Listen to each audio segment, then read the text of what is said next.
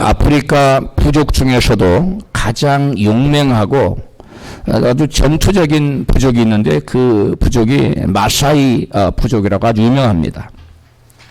그런데 그 부족의 대추장이 된 한국 선교사님이 있습니다. 바로 안창호가 아니라 안찬호 선교사님인데요.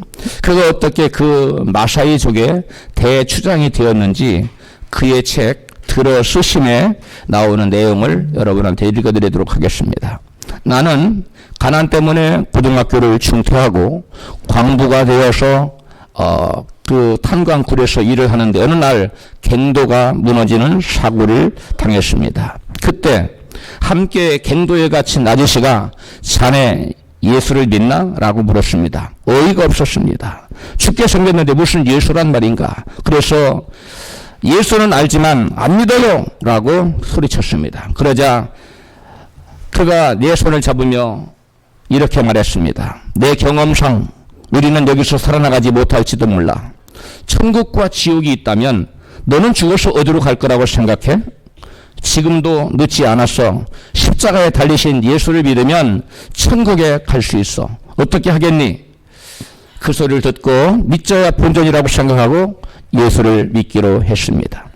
무릎 꿇고 영접 기도를 하는데 갑자기 눈물이 쏟아지면서 급기야 대성통곡을 하다가 의식을 잃고 말았는데 눈을 떠보니 병원이었습니다. 나는 기적적으로 살아났는데 그 아저씨는 나에게 복음을 전해주고 정작 자신은 죽고 말았습니다. 그 후 예수를 믿고 교회를 다니고 나중에 신학교를 졸업했는데 아프리카로 영원히 가라는 하나님의 음성을 들었습니다. 목숨을 잃을지도 모른다는 두려움도 있었고 아이들도 걱정됐지만 순종하여 나이 40세 때인 1991년에 케냐의 마사이족 땅을 밟았습니다.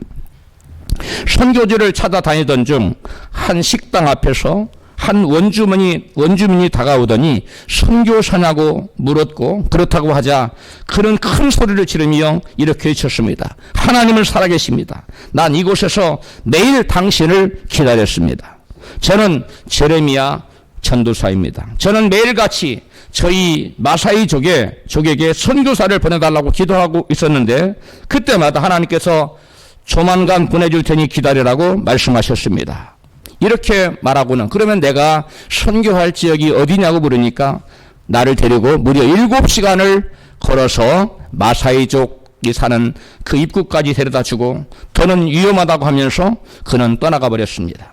사자털을 머리에 뒤집어 쓰고 몸에는 온몸에 얼굴과 몸에 피를 칠하고 한 그런 마사오족 7명이 나를 에워싸고 가죽끈으로 나를 묶고 나무에 매달았습니다.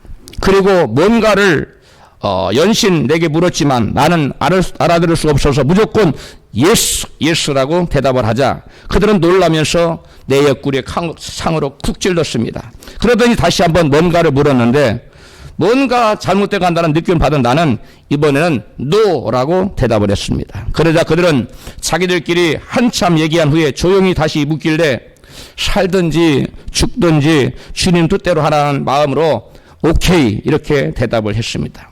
나중에 알고 보니 그들이 나에게 한 첫 번째 질문은 이곳에 들어오면 너는 죽는다. 그래도 들어오겠느냐라는 질문이었는데 나는 무슨 뜻인지도 모르고 예스라고 대답을 했습니다. 두 번째는 우리가 너를 살려주면 너는 이곳을 나가겠느냐고 물었는데 나는 노라고 대답을 했고 세 번째 그러면 너는 우리와 영원히 함께 살겠는가라고 물었는데 나는 오케이라고 대답을 했던 것입니다. 절묘하게 그들의 질문에 맞는 대답을 했고 이전에 영어를 잘하거나 마사이족의 언어를 공부하고 들어올 사람은 뜻을 알고 반대로 대답했다가 무참하게 죽임을 당했다는 것입니다.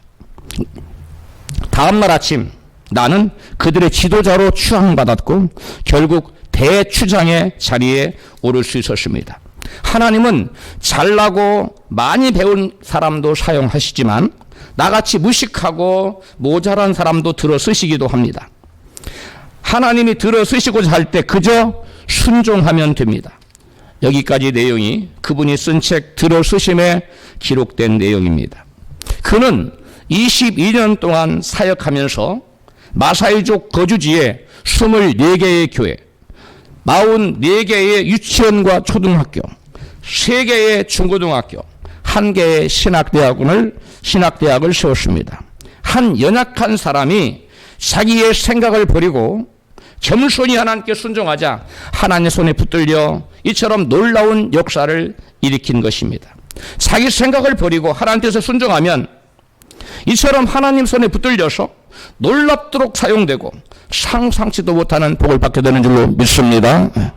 그런데 오늘날 많은 사람들이 하나님의 뜻보다는 자신의 뜻을 앞세우고 하나님 말씀에 순종하지 못하여 하나님께서 주시고자 예비한 복을 놓치고 살아갑니다. 오늘 본문에 나오는 유다의 남은 자들이 바로 그런 사람들이었습니다. 남유다는 신은 강국인 바벨론에 의해서 3차례에 걸쳐서 침략을 받고 수많은 사람들이 죽임을 당하고 수많은 사람들이 포로로 잡혀갔습니다. 나라를 잃은 유다의 남은 자들은 바벨론이 언제 또 다시 바벨론 군이 쳐들어와서 자기들을 죽이고 또 포로로 잡아갈지를 몰라서 두려워 떨고 있었습니다. 그래서 유다의 남은 자들이 하나님의 종 엘리야가 에레미야 선지자에게 나와서 이같이 말합니다. 본문 에레미야 42장 2절입니다. 같이 읽습니다.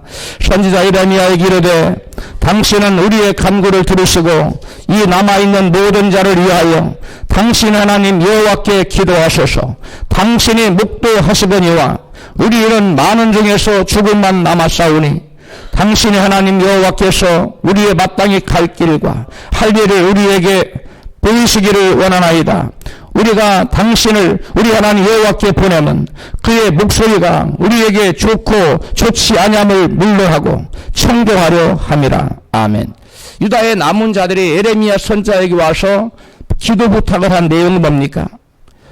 전쟁이 있는 언제 죽임을 당할지 언제 포로로 잡혀갈지 불안한 이 전쟁의 소리가 있는 이 유다 땅에 남아 있어야 될지 아니면 전쟁의 소리가 없고 평화롭고 고요한 애굽 땅으로 피신을 가야 될지를 묻는 것이었습니다. 그걸 알려달 하나님이 우리가 어떻게 하기를 원하는지 우리가 어떻게 생명을 보존할 수 있는지 좀 하나님이 우리의 갈 길을 좀 가르쳐달라고 기도 부탁을 한 겁니다. 그래서 에레미야 선지자가 하나님께 열흘 동안 간절히 기도하자 하나님의 말씀이 하나님의 종 선지자 엘리야에게 임했습니다. 그래서 이같이 하나님의 말씀을 전해줬습니다. 본문 에레미야 42장 10절입니다.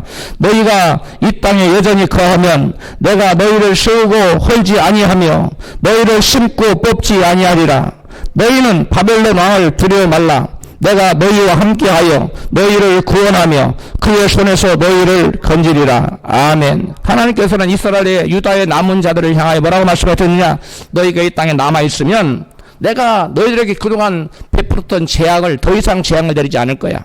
그리고 너희들은 바벨론 왕을 두려워하지 마라. 내가 너희와 함께하여 너희들을 건지고 구원해 줄 거야. 이와 같이 말씀을 들려주셨습니다. 하나님 뜻을 가르치셨어요. 그러나 그들은 하나님 말씀을 전해준 선지자 예레미야에게 내가 지금 우리에게 거짓말을 한다며 하나님 말씀을 배척하고 받아들이지를 않았습니다.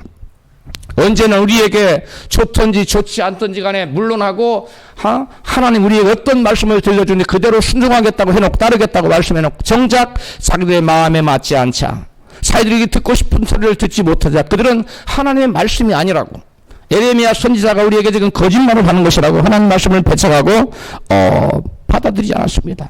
그들은 그리하여 하나님 말씀을 버리고 유다를 떠나 하나님 남아있으라고 하는 그 유다 땅을 떠나서 그들의 보기에 그 전쟁도 없고 평화로운 이 애굽 땅으로 모든 자들과 또 선지자 에레미야를 데리고 애굽 땅으로 들어갔습니다. 하나님의 말씀을 버리고 자기들 생각에 안전하다고 생각되었던 전쟁이 없고 평화롭다고 생각되었던 이 애굽 땅으로 들어갔던 이 유대의 남은 자들은 그들의 결국은 어떻게 되었을까요? 당시의 국제 정세는 애굽이 그동안 강자였고 패자 국가였는데 패권 국가였는데 이제는 신흥 강대국 바벨로니아가 바벨론이 떠오르고 있었어요. 그래서 바벨론이 떠오르는 패권 국가고 그래서 두 나라가 치열하게 다투고 있었는데 결국 바벨론이 더 강대한 힘을 얻게 되자 애굽을 침공하여 애굽을 쑥대밭을 만들었습니다. 그래서 결국 이 전쟁으로 애굽은 멸망하게 됩니다. 이때 애굽은 멸망하게 되는, 그때 전쟁의 포화를 피해서 그 전쟁이 없는 애굽 땅으로 내려갔는데 하나님 내려가지 말라는 곳으로 갔다가 애굽이 멸망할 때, 애굽이 그 엄청난 환란을 당하고 심판을 당할 때 같이 유대의 남은 자들도 하나님의 말씀 버리고 갔다가 같이 심판을 받는 결과를 초래했습니다. 우리가 생각할 때는 하나님의 말씀이 내 말에, 내 생각에 맞지 않고 이성적으로, 경험적으로, 지식적으로 이게 맞지 않을 때는 대부분 사람들이 거부하고자 합니다. 이스라엘의, 유다의 남은 자들도 똑같았어요. 그래서 하나님의 말씀을 거부하고 자기들의 생각을 앞세워서 환경만을 바라보고 하나님 말씀보다 환경을 더 크게 여기고 하나님 말씀을 버리고 자기들의 생각을 쫓아서 좋은 환경, 살 수 있다고 생각되는 환경을 가진 바로 애굽으로 내려갔다가 애굽과 같이 준엄한 심판을 받고 다 멸망에 이르게 되었습니다. 왜 이 사람들은 이처럼 하나님 말씀을 버리고 애굽으로 내려가서 멸망을 당하고 말았을까요? 믿는 자들이 하나님 말씀에 순종하기를 원하면서도, 믿는 사람 치고 하나님 말씀에 순종하기를 원치 않는 사람 누가 있습니까? 다 순종하기를 원하지만, 순종하기를 원하는데 내가 원함은 있는데 내가 원치 않는 것을 행하는 바울의 고백처럼 내가 순종하기를 원해, 하나님 말씀. 근데 실제로 삶을 보면 하나님 말씀에 순종하는 삶을 살지 못하는 이유가 뭐냐는 겁니다. 그리하여 하나님의 순종하는 자들에게 주시고자 예배했던 그 놀라운 축복을 놓치는 이유가 뭐냐는 것입니다. 오늘 이 시간 우리가 거기에 대해서 함께 상고해 보고자 합니다. 가장 먼저 신자들이, 또 유다의 남은 자들이 복을 상실하고 하나님 말씀을 버려버리고 복을 상실하는 가장 큰 원인은 말씀보다 환경을 더 크게 여기기 때문에, 말씀을 바라보기보다는 환경을 바라보기 때문에 그렇습니다. 하나님께서는 유다의 남은 자들이 하나님 말씀을 버리고 환경을 쫓아 애굽으로 내려갈 것을 우려하여 이같이 경계하셨어요. 본문 에레미야 42장 13절입니다. 같이, 만일 너희가 너희 하나님 여호와의 말씀을 복종하지 아니하고 말하기를 우리는 이 땅에 거하지 아니하리라 하며, 우리는 전쟁도 보이지 아니하며 나팔 소리도 들리지 아니하며 식물의 핍절도 당치 아니하는 애굽 땅으로 결칸코 들어가 거하리라 하면 잘못되리라. 아멘. 바벨론의 군대에 죽임당함과 사로잡힘을 면한 이 유다의 남은 자들은 자기들 또 언제 죽임을 당할지, 언제 또 붙잡혀갈지 몰라서 두려워 떨고 있었습니다. 바벨론 군대가 유대 땅에 다시 쳐들어와 자기들을 죽이거나 자기들을 포로 잡아갈까 전전긍긍하고 있었습니다. 그래서 너희들은 애굽으로 내려가지 말고 이 땅에 있어, 그러면 내가 너희들을 지킬 거야, 보호해 줄 거야 하는 그러한 말씀을 받아들이기가 결코 쉽지 않았습니다. 그러한 하나님 말씀에 순종한다는 것은 결코 쉽지 않았습니다. 그러한 너희들은 그동안 수많은 죽임과 살육이 있었고 포로로 잡혀가는 땅인 이 가나안 땅에 남아있으면 내가 너희를 지켜줄 거야 하는 그 말씀에 순종하려면 자기들의 지식과 경험과 이성을 온전히 부인하고 자기들 앞에 전개되는 모든 환경을 깡그리 무시해야만 했습니다. 그리고 환경보다 크신 하나님을 보다 전적으로 신뢰해야만 가능했던 일이었습니다. 왜냐하면 인간의 눈으로 보기에는 그 땅, 유다 땅에 남아있는다는 것은 마치 죽음과 멸망을 자초하는 것처럼 보였기 때문입니다. 그래서 하나님께서는 그들이 인간적 생각으로 말씀보다 환경을 쫓아서 애굽으로 내려가 잘못될까 봐서 크게 경계를 하신 것입니다. 인간적인 생각으로 하나님 말씀을 버리고 환경을 쫓아가는 멸망의 길을 주님은 크게 경계하시고 그렇게 하지 말라고 말씀을 주신 것입니다. 우리는 내일 일을 잘 알지 못합니다. 우리가 예배 끝나고 나가서 무슨 일이 일어날지, 아까 그 갱도에 갇힌 안찬호 선교사님이 그 고등학교 졸업하고 갱도에 갇혔을 때 어찌 갱도에 들어가서 그 무너질지 어떻게 알았겠어요? 아무도 내일 모릅니다. 그런데 전지전능하신 하나님은 우리 앞에 무엇이 기다리고 있는지, 어떤 문제가 우리를 기다리고 있는지, 우리가 어떻게 하면 그것을 피할 수 있는지를 다 알고 계시는 줄로 믿습니다.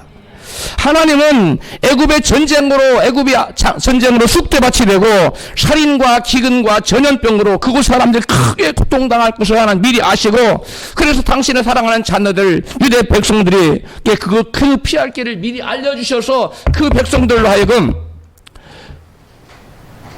그 피할 길을 가르쳐 주셔서 그들이 사망에 처하지 아니하고 곤고함을 당하지 않고 생명의 길, 축복의 길로 걸어갈 수 있도록 멸망을 피할 수 있는 길을 가르쳐 준 것입니다. 할렐루야. 그래서 하나님의 말씀으로 뒤로 내려가지 말아라.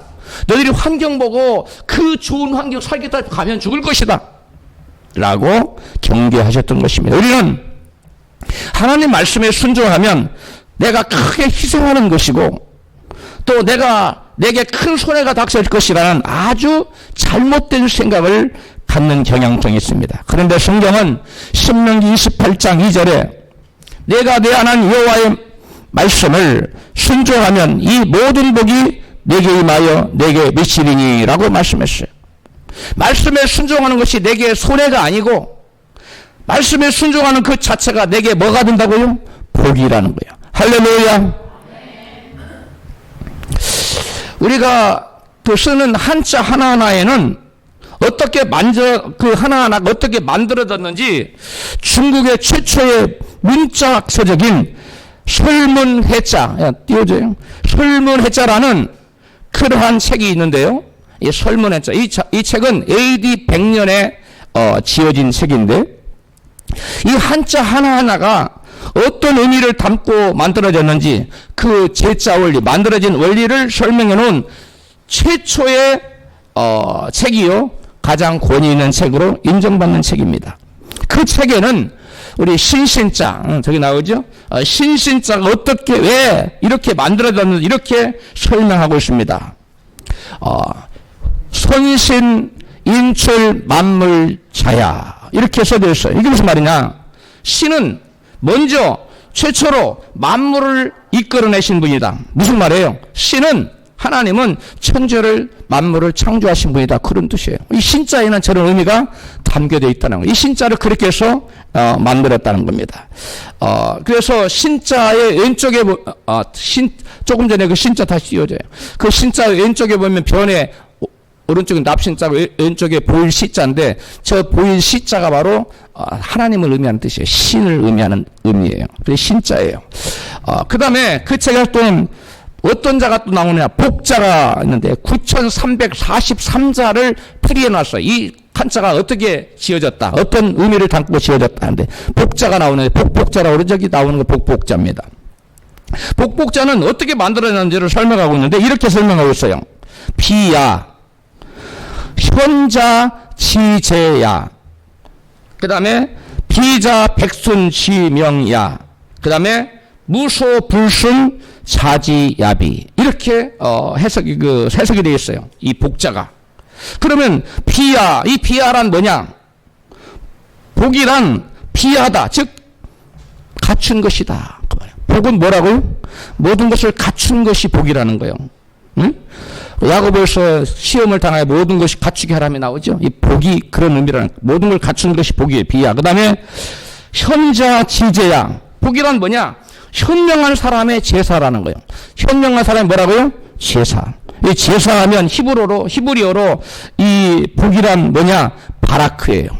히브리어로 복이 뭐라고요? 바라크. 근데 무릎을 꿇다 하나님께 예배하다, 제사하다는 의미예요. 놀랍잖아. 이 성경 그대로 들어가 있습니다. 복이란 뭐라고요? 하나님께 제사하는 게 복이라는 거예요.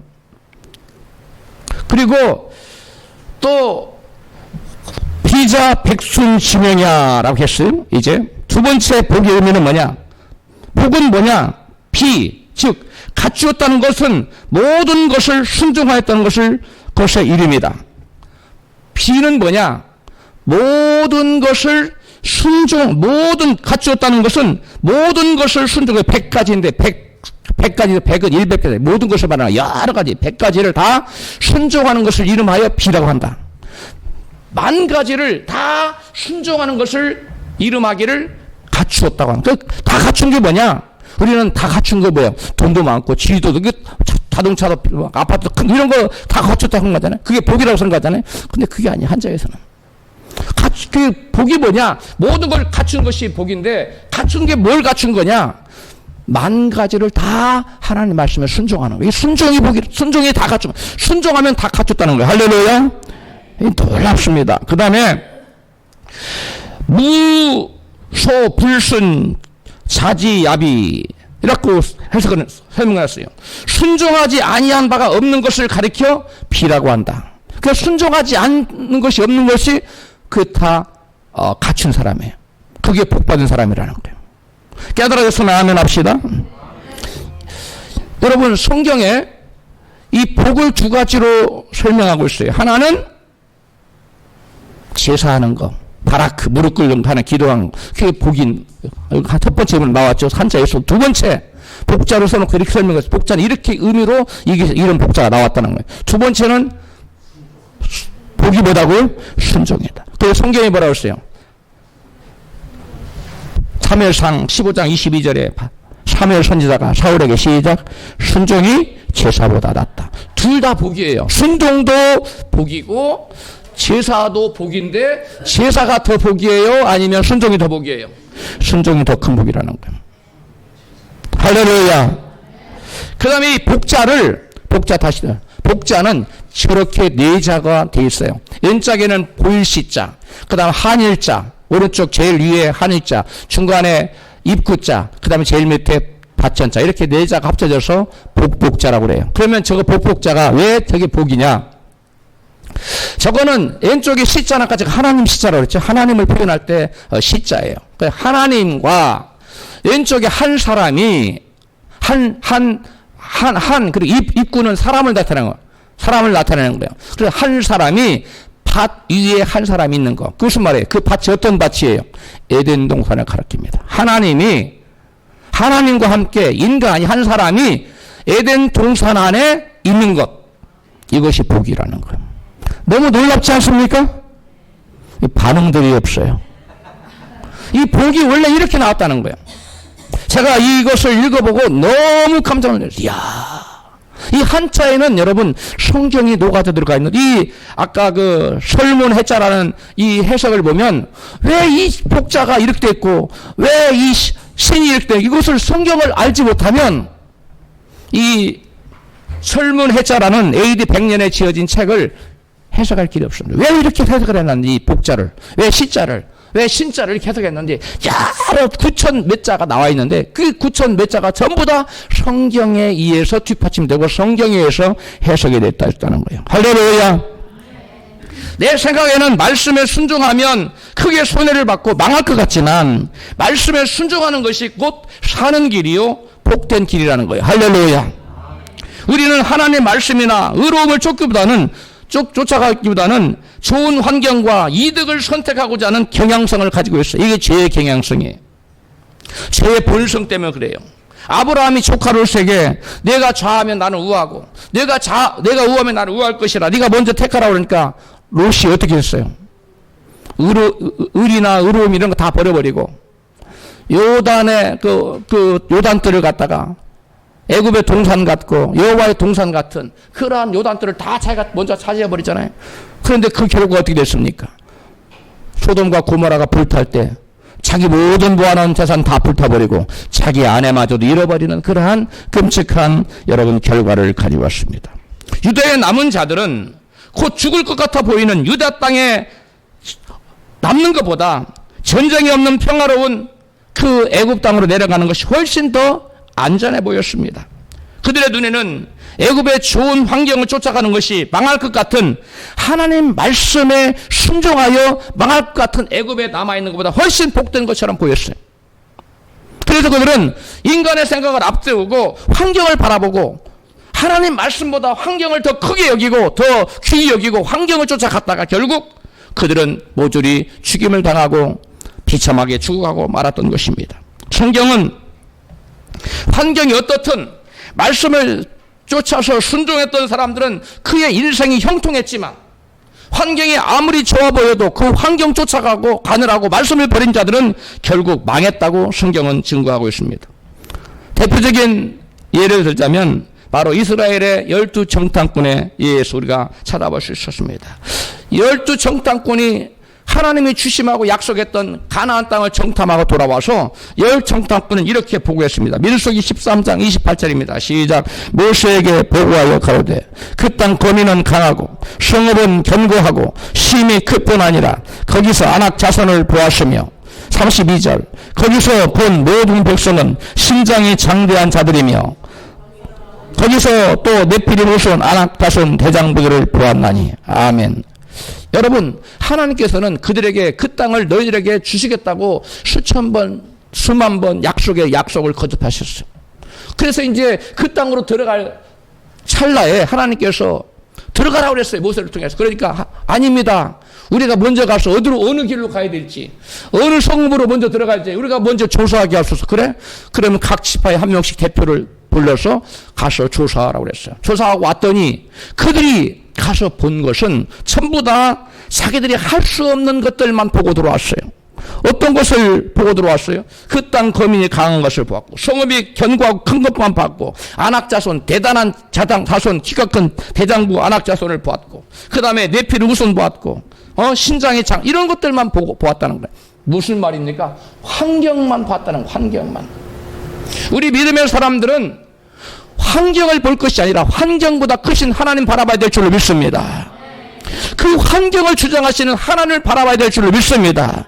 환경에 우리가 빠져갈 것이 아니라 그 어떠한 환경에서도 하나님 내게 주신 말씀을 붙잡아야 될 줄로 믿습니다. 이것이 믿음의 사람이에요. 그런데 이 열철 땅꾼 중에 열청 땅꾼은 여러분 나쁜 환경만 바라보고 하나님 주신 약속의 말씀은 그들에게 온데간데 없어요. 하나님 말씀은 안중에도 없는 거예요.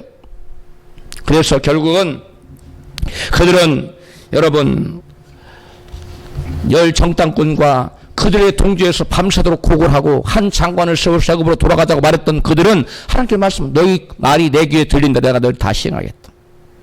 그래서 그들은 여호수아 갈렙을 빼놓고 또 나이 20세 이하의 어린 10년을 빼놓고는 한 사람도 남김없이 다 광야에 엎드려 죽임을 당하는 그러한 결과를 가져왔어요. 성도는 홍수가 밀려올 때 그 홍수라는 환경만 바라보면 안 됩니다. 그 홍수를 위에 타고 계시고 홍수를 주장하시는 하나님을 바라볼 수 있어야 될 줄로 믿습니다. 시편 29편 10절입니다. 여호와께서 홍수 때에 좌정하셨으며 여호와께서 영영토록 왕으로 좌정하시도다. 홍수 때에 하나님께서 저 멀리 따로 계신다고요? 아닙니다. 홍수 위에 좌정하고 계신, 홍수를 컨트롤하고 계시는 분이 하나님이세요. 믿으시면 아멘 합시다. 말씀보다 환경을 더 크게 보고 절망하고 밤새도록 곡했던 열절탕꾼과 이스라엘의 백성들은 모두 광야에서 하나 없이 죽었고 그들 중에 그 누구도 약속의 땅 가나안에 들어가지 못했습니다. 마찬가지로 오늘날도 하나님 말씀보다 환경을 더 크게 보고 어려움 가운데 절망하고 하나님을 원망하는 사람들은 하나님이 우리에게 주시고자 약속했던 그 어떠한 축복의 약속도 받지 못할 줄로 믿습니다. 그러므로 저와 여러분 어떠한 환경 가운데서도 여러분 어려운 환경 가운데 홍수 중에 매몰될 것이 아니라 홍수 중에 떠내려갈 것이 아니라 홍수 바라보고 있으면 홍수에 떠내려가요. 베드로가 주님 바라보고 말씀을 바라봤을 때는 내게 오라 했때는 당당하게 여러분 바다 위를 걸어갔지만 베드로가 하나님에게 눈을 떼고 예수님에게 눈을 떼고 홍수와 풍랑과 바람의 이는 소리를 귀를 기울이자 여러분 베드로는 물속에 빠져들어가고 말았습니다. 마찬가지로 오늘날 저와 여러분 삶의 장난 가운데 여러 예기치 않는 크고 작은 환난과 시험과 폭풍이 몰아닥칠 때 우리는 그때에도 우리를 집어삼키려고 찾아오는 홍수와 풍랑을 바라볼 것이 아니라 그 홍수 위에 좌정하셔서 홍수를 좌정하시고 환경을 다스리고 계시는 통치자 하나님을 바라봐야 될 줄로 믿습니다. 그리고 그 중에서도 내게 주신 축복의 말씀을 굳건히 부여잡아야 될 줄로 믿습니다. 홍수 중에라도 결단코 말씀을 버리면 안 돼요. 홍수 중에라도 결단코 마음에서 말씀이 떠나면 안 됩니다. 그래서 하나님께 우리에게 주야로 말씀을 묵상하라고 말씀할 줄로 믿습니다.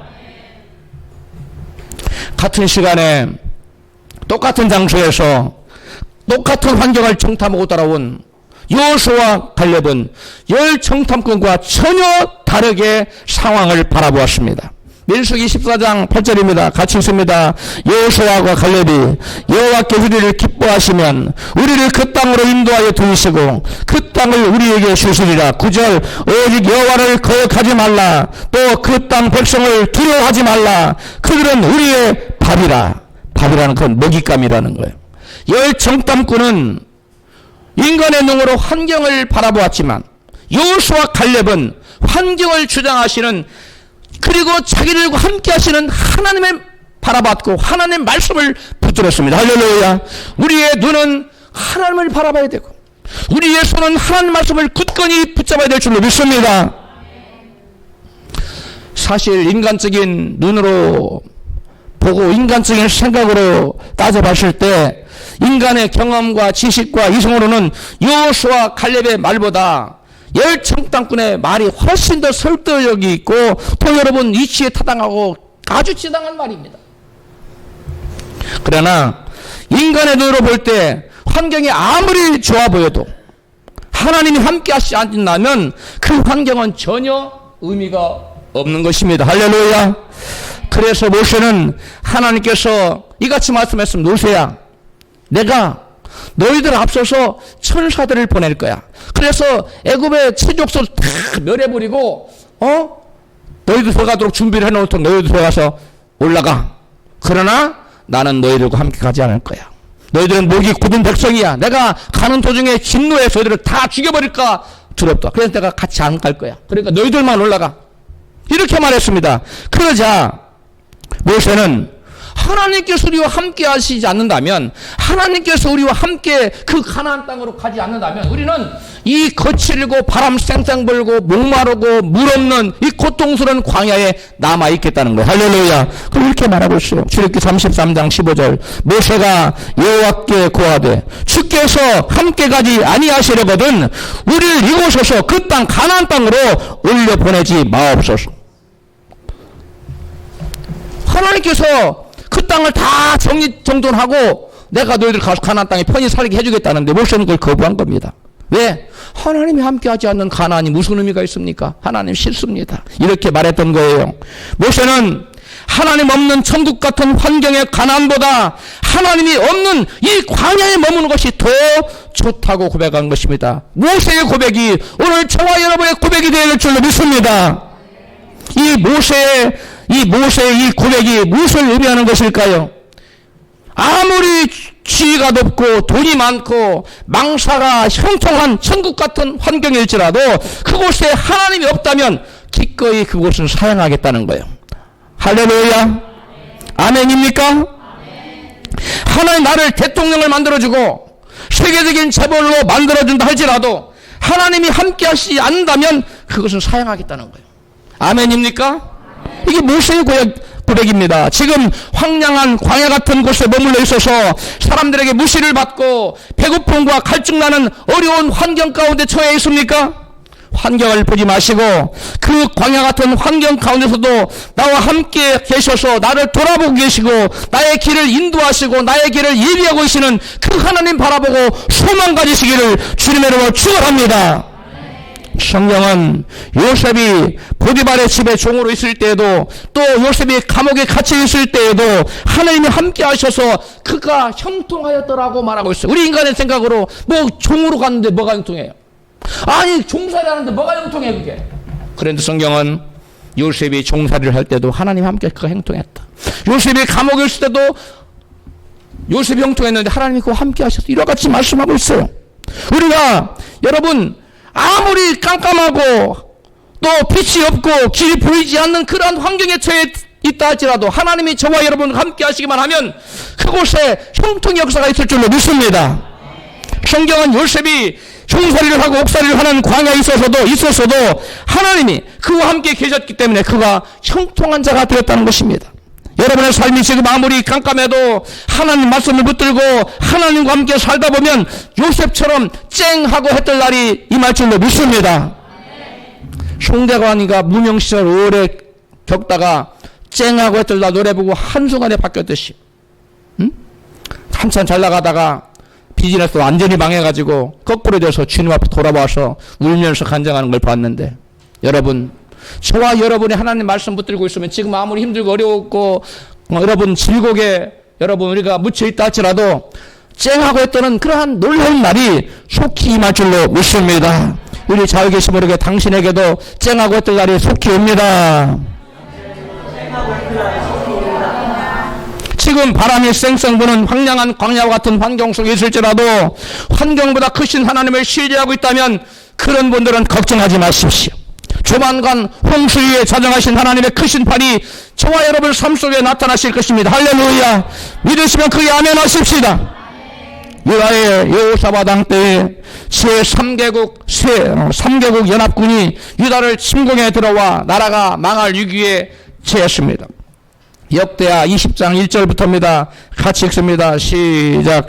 그의 모압 자손과 암몬 자손이 몇 마을 사람과 함께 와서 여호사밧을 치고자 한지라 여호사밧이 두려워하여 여호와께로 낯을 향하여 간구하고 그 온 유다 백성에게 금식하라 공포하고 12절 하나님이여 이 큰 무리를 우리가 대적할 능력이 없고 어떻게 할 줄도 알지 못하옵고 오직 주만 바라보나이다 하고 나라의 존망이 달린 절체절명의 위기에 처하게 되었던 것입니다. 이보다 더 큰 어려움에 처한 분 우리 중에 누구라 계십니까?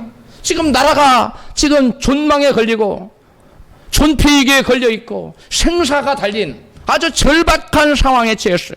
우리 중에 그 누구도 이보다 더 큰 어려움은 없습니다. 아무리 형편이 깜깜하고 어려워도 지금 사느냐 죽느냐의 문제는 아니지 않습니까? 죽느냐 사느냐의 위기 속에 여호사밧 왕은 금식을 선포하고 하나님의 도우심을 간구하며 정말 간절히 하나님 바라보고 기도했으면 성경에 보면 이 문제를 당했을 때 이 여호사밧 왕처럼 간절히 기도한 장면이 안 나와요. 가장 기도가 길고 구구절절해 너무나 간절한 마음으로 정말 뼛속 깊숙이 그 기도가 들어갈 정도로 하나님 간절히 기도하는 걸 계속 묘사하고 있어요. 그러자 하나님께서 이 여호사밧 왕의 간절한 기도를 들으시고 선지자 무명 선지자 야하시엘을 통해서 하나님께서 함께 하실 테니 너희들은 그들을 두려워 말고 맞서서 싸우러 나가라고 말씀하셨습니다. 해변에 모래와 같은 대군을 맞서 싸울 능력이 없어서 지금 금식하며 부르짖어 기도했는데 아니 하나님께서 마주 나가 싸우라니 이게 지금 자살하라는 말과 뭐가 다릅니까? 그럼에도 불구하고 여호사밧 왕은 그 성가대를 조직해서 가운을 입히고 군대 앞으로서 나가 하나님을 찬양하게 만들었어요. 대오를 갖추어서 적진을 마저 싸우러 나가게 만들었어요. 그러면서 그 싸우러 나가기 전에 여호사밧 왕은 그 백성들에게 이같이 외칩니다. 역대하 20장 20절입니다. 시작. 여호사밧이 너희는 너희 하나님 여호와를 신뢰하라. 그리하면 견고히 서리라. 그 선지자를 신뢰하라. 그리하면 형통하리라 하고 21절 찬양대에 예복을 입히고 군대 앞에서 여호와를 찬송하기를 여호와께 감사하세 그 자비하심이 영원하도다 하게 하였더니 아멘. 인간적으로는 말이 되지 않습니다. 환경보다 크신 하나님 바라보고 믿음으로 하나님 말씀에 순종해서 여호수아가 그 많은 3개국 연합군을 대적하여 맞서서 싸우러 나가자 상상치도 못한 놀라운 일이 나타났습니다. 어떤 일이 나타났습니까? 자기들끼리 3개국 연합군이 자기들끼리 치고 자기들끼리 내전이 그 자중질환이 일어나서 서로를 죽이고 다 쳐 죽여서 성경에 보니까 단 한 사람도 피한 자가 없이 다 죽었더라는 거예요. 여호사밧 왕과 그 백성들은 환경을 바라보지 않고 환경보다 크신 하나님 믿고 말씀에 순종하여 죽을 것 같은 맞서서 나가라. 그런데 환경 안 보고 하나님 말씀 붙들고 맞서서 나오잖아요.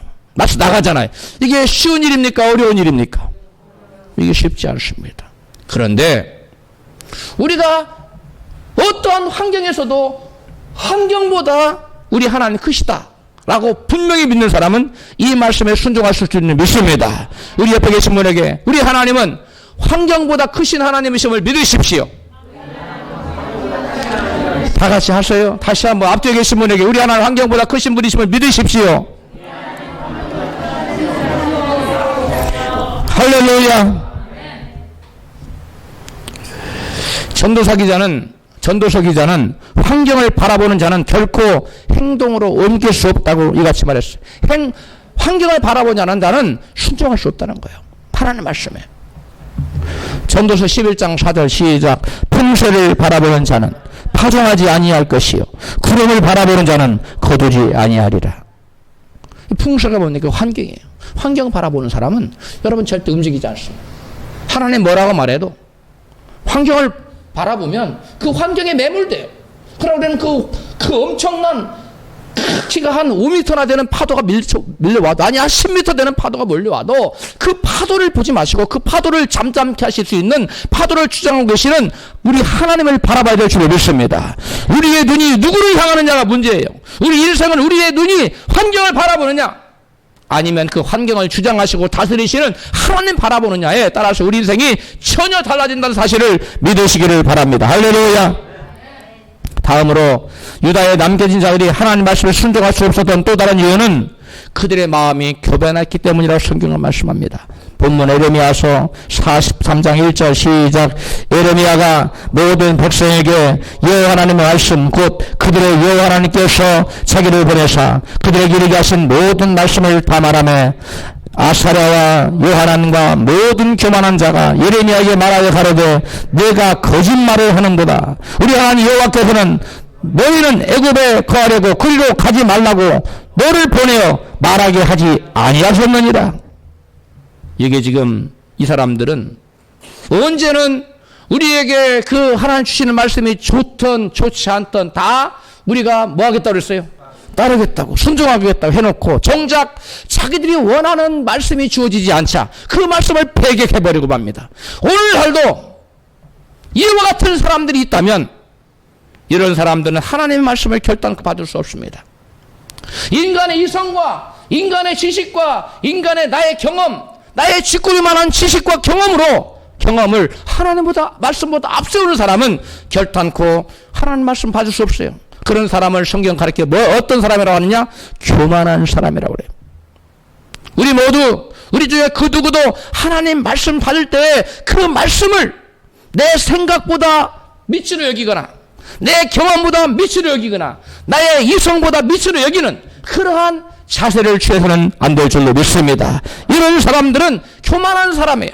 그래서 하나님의 말씀을 결단코 받을 수 없어. 오늘 유다의 남은 자들이란 교만한 마음 품었어요. 그래서 그들은 자기들 눈에 모인 환경을 자기들 생각이 하나님 말씀보다 더 우위에 있다고 생각했던 것입니다. 또 그들이 하나님 말씀을 받을 수 없었던 또 다른 이유는 자기들이 듣고 싶은 말씀만 골라서 들었다는 거예요. 하나님 말씀이 선포될 때 내가 이해할 수 있고 용납할 수 있고 내가 이해가 가는 말씀만 받아들일 것이 아니라 내가 이해가 안 가고 납득이 안 가고 말이 안 되는 것 같은 그러한 말씀이 내게 주어질지라도 저와 여러분은 그 말씀에 온전히 순종하는 사람이 되십시다. 할렐루야. 이게 믿음의 사람이에요. 그러나 교만한 사람은 하나님 말씀이 자기에게 떨어질 때 자기 생각과 맞지 않고 또 자기가 받을 수 없다고 생각하는 그 말씀은 다 배격해버려요. 다 배척해버려요. 그러니까 하나님 말씀이 정작 아까 유대의 남은 자들이 애굽에 내려가면 그들이 죽어. 그럼 하나님들이 내려가지 말라는 거예요. 그 다음에 유대의 그 땅에 남아있으면 살 수 있는 길이 있어요. 그러니까 남아있으라는. 그런데 그들은 하나님 말씀을 무시해요. 그리고 자기들의 생각에 유대에 남아있어 살 것 같은 그 남아있는 거예요. 애굽에 전쟁이 없고 평화로운 것 거기 가면 살 것 같은 그 내려갔어요. 그러니까 죽은 거예요. 이게 교만이에요. 여러분 하나님 말씀을 편식하면 안 됩니다.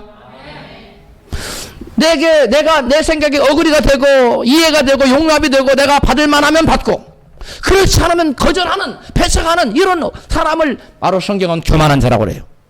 교만한 자가 돼서는 안 될 줄로 믿습니다. 교만한 자들은 어떠한 말씀도 받겠다고 해놓고 결국 자기들의 그 의사와 맞지 않자 그것을 버려버린 것입니다. 여호사밧 왕이 나라가 망할 절체절명 위기에서 구원받은 것은 그의 마음이 어떠했기 때문에 그랬어요. 겸비하고 강한 마음이었기 때문이었어요. 겸비하고 가난한 심령. 하나님 없이 난 살 수 없어. 하나님 말씀 의지하지 않고 날 살 수 없어. 하고 하나님 말씀에 대한 간절한 기대와 하나님에 대한 배고픈 심령. 여러분 빵 먹지 않으면 밥 먹지 않으면 배고프잖아요. 저도 밥 안 먹으니까 굉장히 지금 배가 고파요. 그런데 밥 밥 안 먹을 사람이 배가 고프듯이 하나님 말씀을 사모하는 사람, 하나님 말씀을 먹지 않은 사람은 영적으로 여러분 심히 배고픈 그게 가난한 심령이에요. 말씀에 대한 갈구함이 있는 심령, 그게 가난한 심령인데 그러한 사람에게는 여러분 스폰지가 물을 빨아들이듯이 말씀에 어떠한 말씀이 떨어지든 자기가 이해가 가든 이해가 가지 않든 내가 할 수 있든 할 수 없든 무조건 아멘이고 무조건 아멘입니다. 할렐루야. 근데 어떤 사람은 자기가 기분 나쁘면 아멘 안 해. 기분 좋으면 막 할렐루야 아멘하고. 그러면 안 돼요. 내게 부담스럽고 내가 받을 수 없다고 생각되는 말씀도 하나님이 내게 주신 말씀은 여러분 생명의 말씀이고 내게 필요한 말씀입니다. 할렐루야. 유다함은 유다 백성에게 가나안으로 가나안에 남아있고 애굽으로 내려가지 말라고 그들에게 좀 참 듣기 싫은 말이었고 받아들일 수 없고 이해가 되지 않는 말이었지만 그들에게 생명의 말씀이었습니다. 할렐루야. 그들이 그 말씀에 생명의 말씀에 아멘하고 그들에 따라서라면 그들의 후손이 지금까지 남아있을 것인데 그 애굽에 남아있던 내려갔던 사람들 후손은 아무 대상이 없어요. 다 죽었기 때문에. 왜? 성경 말 다 죽는다 그랬어요. 실제로 바벨론이 애굽을 완전히 쑥대밭을 만들었거든요. 그래서 그 당시 애굽이 그 강대한 애굽이 바벨론 완전히 나라가 완전히 문을 닫아버린 겁니다. 여러분 우리가 하나님 말씀 들을 때 우리의 마음 자세가 굉장히 중요합니다. 따라서 합시다. 겸손한 마음밭이 돼야 됩니다. 가난한 심령이 돼야 됩니다. 교만한 심령은 안 됩니다. 교만한 심령은 절대로 말씀 받을 수 없어요. 그래서 자기가 순종하고 싶은데 말씀을 안 받았는데 무슨 순종할 수 있는 능력이 생겨요? 말씀 받아야 순종할 수 있는 능력이 생기는 줄로 믿습니다.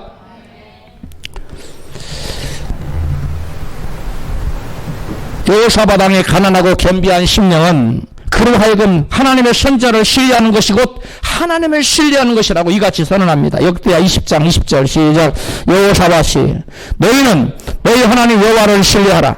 그리하면 견고히 서리라. 그 선자를 신뢰하라. 그리하면 형통하리라. 여러분 여기 보니까 하나님만 신뢰하고 하나님의 말씀을 전해주는 선자를 신뢰하지 않다면 형통한다, 형통하지 못한다. 형통할 수 없다는 거예요. 여호사밧 왕뿐만 아니라 사도 바울도 사도들의 증거한 말씀을 하나님의 말씀을 받을 때 역사가 나타난다고 이같이 증거합니다. 데살로니가전서 2장 13절입니다. 시작. 우리가 너희에게 들은 바 하나님의 말씀을 받을 때에 사람의 말로 아니하고 하나님의 말씀으로 받으매니 진실로 그러하다. 이 말씀이 또한 너희 믿는 자 속에서 역사하느니라. 역사하느니라 말은 살아 움직이고 있다는 거예요. 하나님 말씀 받을 때 여기서 우리에게 들은 하나님 말씀이란 말은 바울이 말한 바 우리에게 들은 하나님 말씀이란 말은 기록된 성경 말씀을 가리키는 게 아니에요. 그게 무슨 말씀이에요? 강단에서 하나님의 종들에게 선포된 설교 말씀을 가리키는 겁니다. 그런데 바로 그 설교 말씀을 하나님 말씀으로 받아들이고 누구처럼 여호사밧 왕처럼 받아들이고 아멘하고 그 말씀에 순종할 때 그 믿는 자들 마음속에서 그 설교 말씀이 역사한다는 거예요. 설교 말씀이 그 안에서 꿈틀대고 움직이기 시작한다는 거예요. 할렐루야. 믿음이란 환경을 의지하며 살지 않고 환경을 주관하시는 하나님과 하나님의 말씀을 의지하며 살아가는 것을 의미합니다. 우리 모두 환경이 어떻든 내게 주어진 하나님의 말씀을 붙들고 하나님을 신뢰하며 살아가므로 하나님께 영광 돌리는 복된 일생 되시기를 주의 이름으로 축원합니다.